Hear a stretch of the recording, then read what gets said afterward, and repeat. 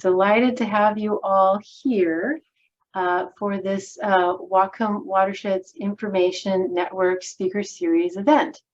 So the Whatcom Watersheds Information Network, otherwise known as WIN, our mission is to protect and restore our local waters and watersheds by supporting and enhancing information exchange, collaboration, public involvement, and engagement. And we invite you to sign up for our newsletter.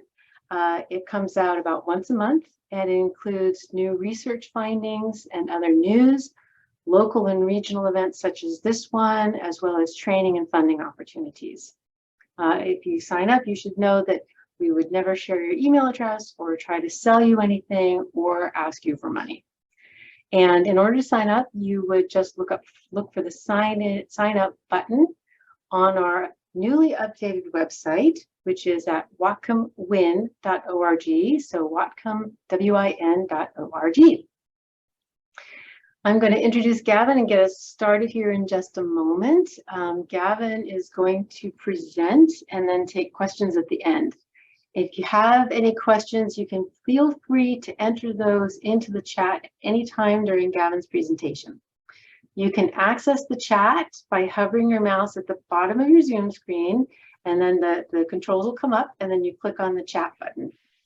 And if you would like to ask your question in person, you can please raise your hand by hovering your mouse at the bottom of the Zoom screen, and then clicking on the reactions button that comes up, and then on the raise hand button that will come up from there. And then one of us would invite you to go ahead and ask your question, and you can unmute yourself at that time. So finally, we will post a link to a short feedback survey in the chat at the end of Gavin's presentation, and we will really appreciate hearing from you. So today we are very happy to host Gavin Willis from Whatcom Family Farmers. Gavin will share some updates on work being done on farmland to address flooding, improve riparian habitat, and also promote healthy waterways for salmon. Gavin's presentation will include a range of projects involving multiple local entities, including the Ag Water Board, and he'll also be giving us a sneak peek at the first of a three-part video series highlighting changes in local watershed management. Gavin Willis has been with Whatcom Family Farmers since 2018, working in a handful of positions all related to education and public outreach. He has degrees from Western Washington University in biology and environmental education, and has previously taught at Western and Cornerstone Christian School and worked in education programs at the North Cascades Institute. Gavin and his wife Katie live in Nooksack, where they share their home with Juno and Pete, their golden retriever and orange tabby. Thank you so much, Gavin, and I hand you the floor. Great, thank you, Cheryl, for that intro. Happy to be here, everyone. Just kind of for a little bit of context before we kind of get into this presentation, I'm going to be looking generally at a handful of projects and practices that relate to watershed management, and that generally tend to occur in the floodplain and on or adjacent to agricultural land. Looking at kind of the list of folks who are joining, I recognize a handful of names, and for some of you, this is going to be information that you're very familiar with, but perhaps this will prompt you to think about some of these questions or issues in a bit of a different angle as it relates to agriculture. The first thing that I am going to share here, as Cheryl mentioned, is the first of a three-part video series that I've been putting together for the FLIP steering committee. The FLIP, for those of you who are unaware, is part of Whatcom County River and Flood. It's a floodplain integrated planning team. I think there's at least one person here who's actually on the FLIP team. And so they're kind of piloting a new way to deal with some of the watershed management issues that we see here in varying watersheds across the county.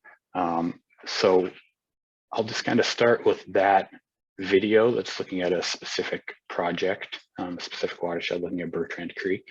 And then I'll kind of move into a slideshow presentation from there. It kind of looks at an overview of some of the different project types and farming practices that relate to flood management. And then kind of a few questions or issues that arise with some of those projects or practices. So I will share my screen here and we'll get to that video.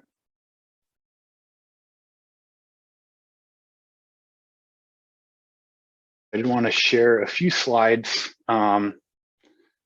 Start with a little bit of background information. So in the video, Mike Skoneveld, who's the farmer and the landowner of the fields where that project happened, mentioned the Bertrand WID, which would be the watershed improvement districts. For kind of like some context, I work for Whatcom Family Farmers, as Cheryl mentioned in the introduction, and we provide public outreach and advocacy work for farms, and we also do some public outreach and communications work for the Ag Water Board and the WIDs as part of a contract with them. Just to kind of be clear about that. And so for folks who haven't heard of the WIDs or the watershed improvement districts, those are established under state law, RCW 8703, which governs the creation of irrigation districts across the state. In Whatcom County, we don't call them irrigation districts because they don't own or manage any water rights, but instead they're working on cooperative watershed management actions, creating interlocal agreements. So they're working with other local and state agencies, local cities, the county, to help manage water supply, water quality, water resources, and habitat protection and management. Not all of Whatcom County falls into WIDs. They're designed to cover areas of agricultural land, and then agricultural landowners in the WID pay a special land assessment, like a tax that funds the work that the WID does. So in Whatcom County, there are 6 WIDs, the Bertrand WID, Drayton WID, which generally are in specific watersheds, Laurel, North Linden, and South Linden, and then the Sumas WID, which is a Sumas watershed as well. Let's see if we can get, there we go. So the Ag Water Board, as I mentioned, provided some funding for that video. So they are basically a consortium of all the WIDs. So it allows the WIDs to coordinate some of their actions, cooperate on services for all the WIDs that kind of provides cost savings and efficiencies. So water quality tracking work that the WIDs do, they do that through the Ag Water Board, so it can be provided to all the WIDs. Kind of some efficiencies of scale there with some of those costs. And then also they're able to represent the collective interest of the WIDs. So if there are projects that span multiple WIDs, or that extend across the entire county, rather than having to have representatives from every one of the WIDs in those conversations, the Ag Water Board can represent all of the WIDs in those conversations. Also helps make sure that WIDs are all working similarly, so that some landowners own land within multiple different watershed improvement districts. And so then they can be sure that procedures, training opportunities, and education are kind of uniform across the WIDs. And then it also allows the WIDs to coordinate some of their actions if they're working on projects or using other authorities that have been granted to them by state law. Working with the Ag Water Board can allow them to coordinate implementation of those efforts across multiple WIDs and across the county, where it falls under the purview of a watershed improvement district. So I wanted to go through a few different types of projects, and this isn't an exhaustive list, but it's kind of some of the main things that WIDs focus their time on. One of those is surface to ground water conversions. So that's for irrigation water right. I'm not going to go into water law in Washington State because it's cumbersome and antiquated and complicated. But for a number of farms and when irrigation was established in this area, most irrigation was happening with surface water. So those were withdrawals directly from creeks or streams or the river, the Nooksack River, to irrigate. For a lot of landowners, for one reason or another, they might want to convert that surface water right that gives them the right to withdraw from a stream to a groundwater right, where they can withdraw from groundwater. But the system that's created to do that under Washington water law is cumbersome. There's bureaucracy and fees involved, and it can make that type of work difficult for landowners to complete on their own. And so the WIDs can provide support and expertise to make this happen. The benefits to surface to groundwater conversions, for some landowners, there might be small benefits, but the major benefits are related to in-stream flow. So removing a withdrawal from surface water and moving it into groundwater reduces the impact. It'll kind of attenuate the impact in time. So rather than having an immediate impact of every gallon of water at the minute that it's withdrawn from the stream, that impact is spread out over a longer period of time. And in many cases, it won't even be the same impact, that depending on where the groundwater withdrawal occurs, that impact can be reduced in volume and then spread out over a longer period of time. And so a number of WIDs have seen in their districts improved in-stream flow as a result of surface to groundwater conversions. Another thing that the WIDs have looked at is stream flow augmentation. So if you have streams where in-stream flow is particularly low, there's a possibility to pump some groundwater into that stream to keep flows at a level that helps salmon survive. So in 2017, Bertrand WID completed a pilot project to kind of test the efficacy of this type of work. The image that you can see there is the aerator system that was installed there. You don't want to pump groundwater directly into the stream because it tends to be low in dissolved oxygen, although it is nice and cool, which is also a requirement for salmon. But running it down that aeration table allows adds some dissolved oxygen and helps keep water quality where it needs to be. So they saw significant measured improvements in stream flow volume and consistency through rainflow events. So there's less of a spike and then a decrease in a rainflow event. And their measurements showed as well that those impacts weren't just at the point where the water was added, but even well downstream, those impacts persisted. But like I mentioned before, with kind of the cumbersomeness of Washington water law, there have been permitting challenges that have prevented both the continuation of that project and implementation of similar projects elsewhere. But I know a number of WIDs are looking at ways that they can continue those types of programs. And then this was covered in the video that you just saw, the kind of floodgate tide gate improvement. A number of WIDs have worked on projects similar to that. So as Dale mentioned in that video, these designs are naturally open when water levels are low versus a vertically hinged design where gravity keeps it closed during low water. So there's better fish passage. It provides the same impact of protecting from flooding due to backflow, but then can drain floodwaters more quickly in order to protect that farmland. And then, of course, there's a lot of other projects and practices that aren't necessarily managed or run by the WIDs that take place on farmland and that provide benefits in floodwater management or other watershed management. Drainage maintenance. Any of you who have worked in smaller local drainages know that invasive reed canary grass can be a huge problem. And you've probably seen this even if you haven't been involved in some of that work. It's a wide-bladed grass that kind of chokes out ditches. It'll then capture sediment and basically plug that ditch or that river or stream. It's invasive, but the WIDs do some work to manage that, and the county does a lot of work as well. Beaver removal where necessary is also an important part of flood management. Since beavers like to cause floods, which can be problematic both in farming areas and also have impact on landowners where the floodwaters can impact homes or municipalities.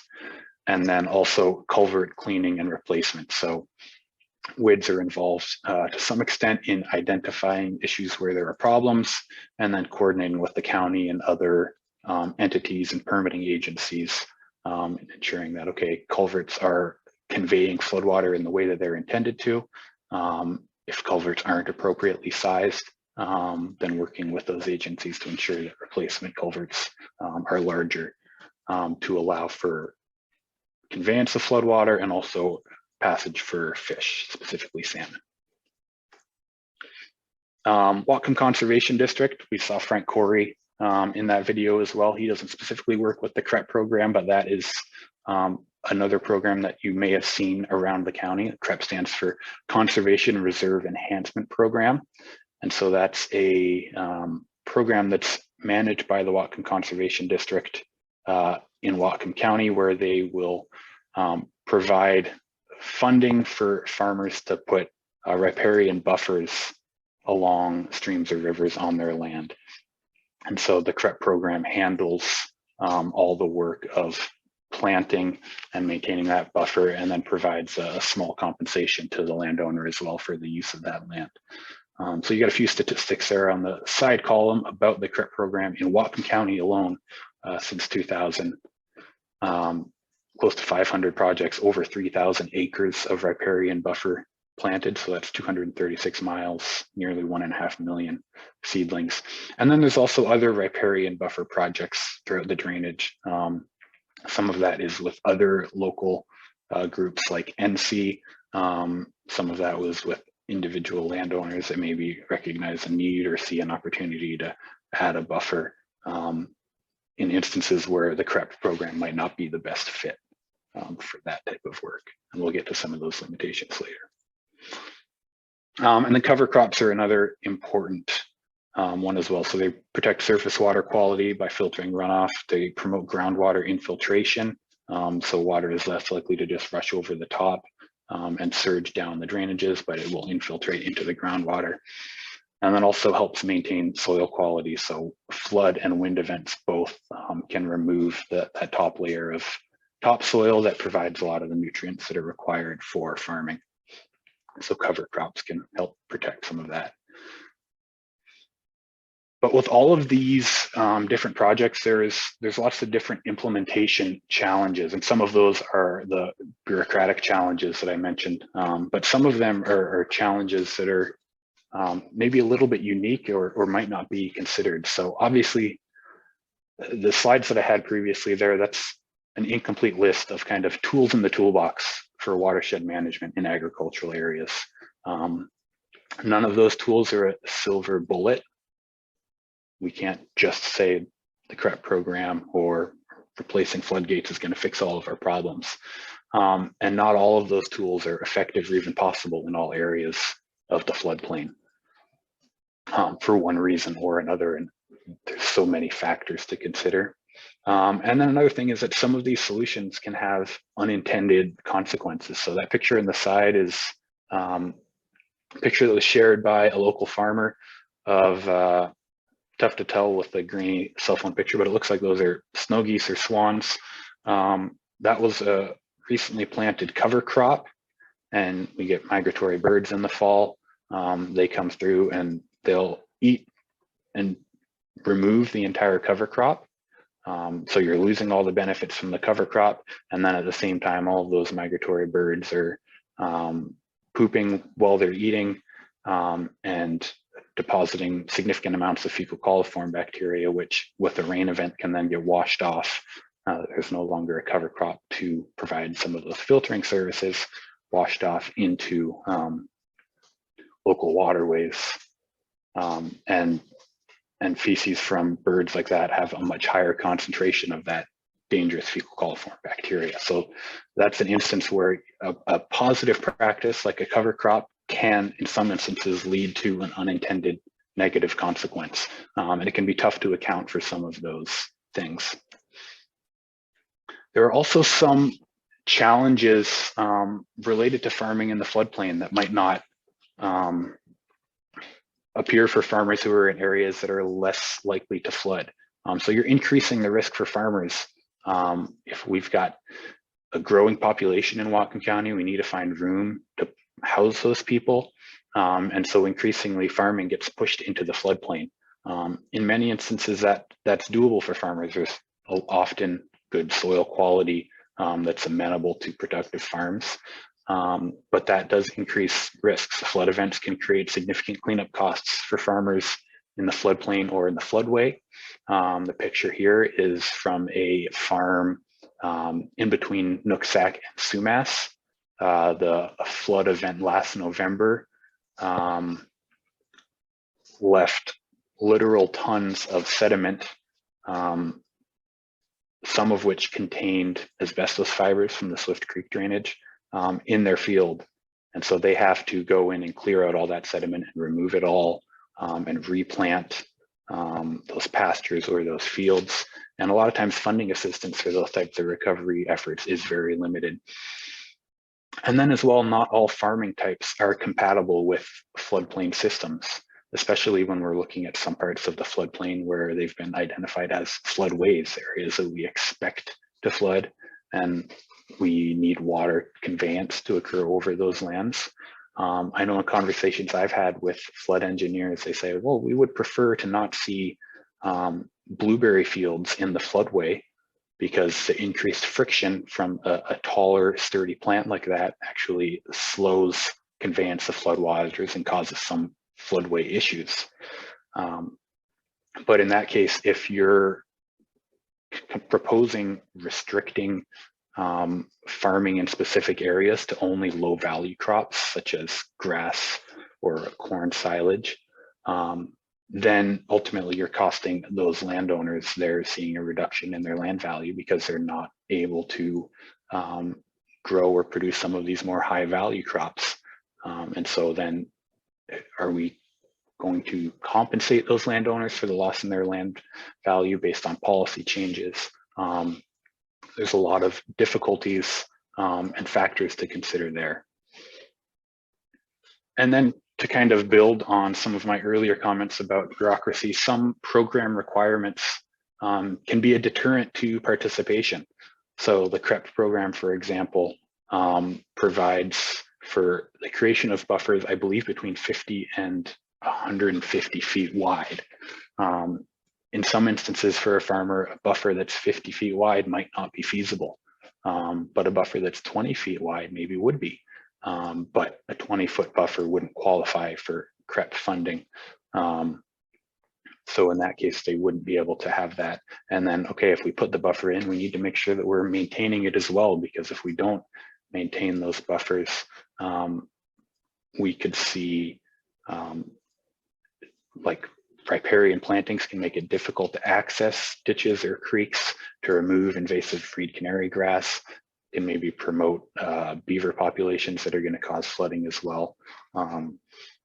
So there is a lot of follow-up work that needs to be done, especially with a more recently planted buffer, in order for it to get to a point where it's actually effective in providing the benefits.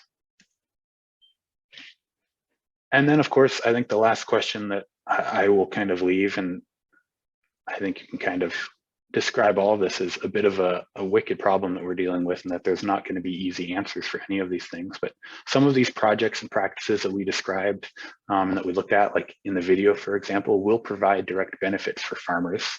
Maybe it's protecting soil quality, it's more rapid conveyance of floodwaters off of farmland in areas where they have perennial crops that can't handle standing water for long periods of time, or seed that could rot or be impacted. But some of these projects are providing general benefits to the community for sure, but not necessarily direct benefits to the farmers, even though farmers frequently bear the brunt of the cost long-term. So maybe there is grant funding or other programmatic funding to provide the upfront costs, but long-term farms may see reduced production or loss of acreage due to implementation of some of these types of programs. And so for each individual farmer or landowner, there's kind of a cost benefit analysis for them in terms of whether or not they would want to be willing to participate in these types of programs. And then the kind of question that leaves us at the end is, how can we balance those interests? We've identified that, okay, there's benefits to the community, but a project that has a benefit to the large community, we may be asking a smaller percentage of the population to bear the brunt of those costs. So I will stop there. It's the end of my slideshow. And I guess we can move to questions. I don't know, Cheryl, if you want to manage the questions. And yeah, I can absolutely help with the questions. Thank you so much, Gavin. That was fantastic.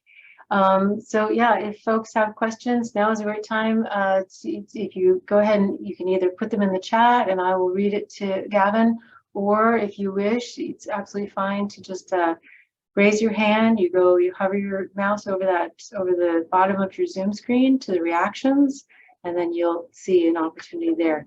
Yes, Heather, go ahead, unmute yourself and go ahead and ask your question. Thanks. Hi, Gavin. Hi, Cheryl. It's nice to be here, and I really appreciate your presentation and had a lot of really great themes that I'm familiar with, but only in Skagit County. I am a policy analyst for the Swinomish tribe and also the vice chair of the Whatcom Marine Resources Committee. So while I live in Bellingham, most of my policy work is done in Skagit, and I deal a lot with agricultural issues. So this whole presentation is very salient for what I do. I have two main questions. One, I wanted to ask specifically about the tide gate replacement project that you mentioned in your video, which looked like a great project. And I'm curious if, as part of those projects, is there any riparian habitat mitigation or any kind of planting required for those projects that undoubtedly need core permits and WDFW permits and those kinds of infrastructure permits? And my second question is if you could talk a little bit more generally about landowner support and perspectives on habitat restoration related to salmon and riparian habitat, and landowner buy-in for, as you said, doing that cost-benefit analysis where there is some private acreage required, and kind of what your experience is in Whatcom. So thank you. Yeah, absolutely. So I'll get to your question on landowner perspectives and buy-in there. Make sure I understand your first question correctly, kind of about these floodgate and tidegate replacement projects in terms of riparian planting or other mitigation that goes into those. That does vary from project to project. I think in the case of the video, that one was permitted as a culvert replacement and upsizing. So I don't know if there was as much mitigation required for that. A lot of these projects, I know there's another one that's episode 2 of the video we'll go into in a little more depth, are a part of the floodplain integrated planning team's work. And so in that case, you have representatives from WDFW, from the tribes, from the county, and local landowners working together from the outset on the design plan. So whether riparian plantings or riparian improvements, such as adding large woody debris, that kind of stuff can be a part of the conversation from the beginning, rather than just mitigation that's tacked on at the end of that project. As far as that specific project in Duffner Ditch, I don't know. I can't speak to the exact permitting requirements and what all went into the mitigation for that project there, other than what I witnessed when I was out on site, as far as like fish exclusion work to protect habitat during the actual construction work. I can't say that when we were out there filming afterwards, after the floodgate was put in, we did see fish making use of that habitat upstream of the new floodgate, which we hadn't seen at any point before then when the old gates were still in place. So that was kind of cool to see. As far as landowner perspectives and buy-in on those type of projects where there would be, whether it's some need to give up land or some sort of landowner resources or time that need to go into it. My experience has been that, generally speaking, farmers and landowners are amenable to that type of work.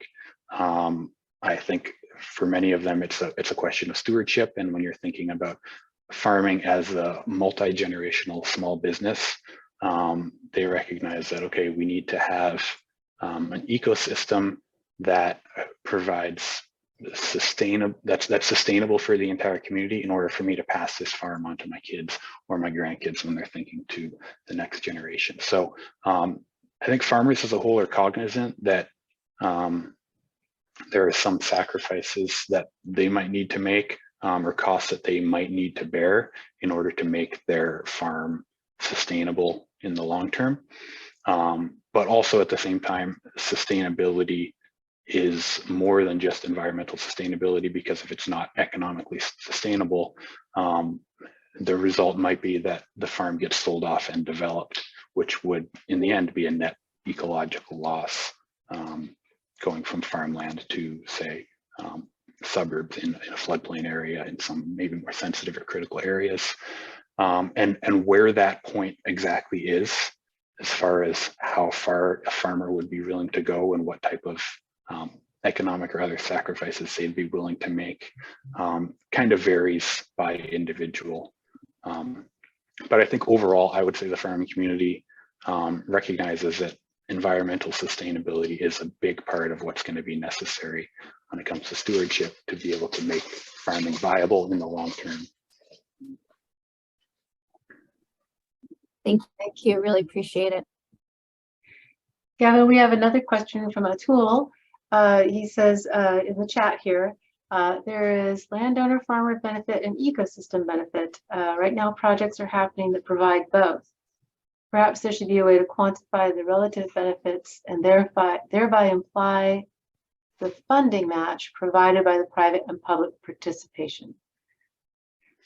Yeah, and I think that becomes part of the difficulty too when we're dealing with wicked problems like some of these. And when I use the term wicked problems, I don't mean evil, but just in the sense of there isn't necessarily a clear black and white delineation. Is that quantifying some of these benefits is really difficult, especially when there's potential for unintended consequences, like the example that I gave earlier for cover crops. So that's where a lot of this work becomes difficult, is finding that balance. And that's where I think programs like the FLIP team and others like that are bringing stakeholders, a diverse group of stakeholders to the table already at the outset of the planning process, are going to be more effective in the long run at ensuring that those stakeholder needs are represented in a way that provides benefits to all parts of the community. Great. We are over time, but if there are any last questions, please speak up now while we have Gavin available with us. And I've also entered, I put the link to our short evaluation survey in the chat.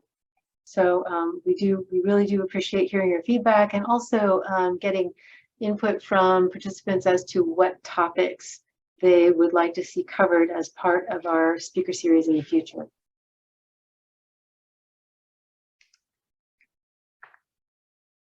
All right. Thank you so much, Gavin. This was fantastic, a great video. Really appreciate you updating us and providing this fantastic information. Absolutely. Thanks for having me. All right. Getting some thanks on the chat. All right. Thanks everyone for your interest, and I hope you all have a great day.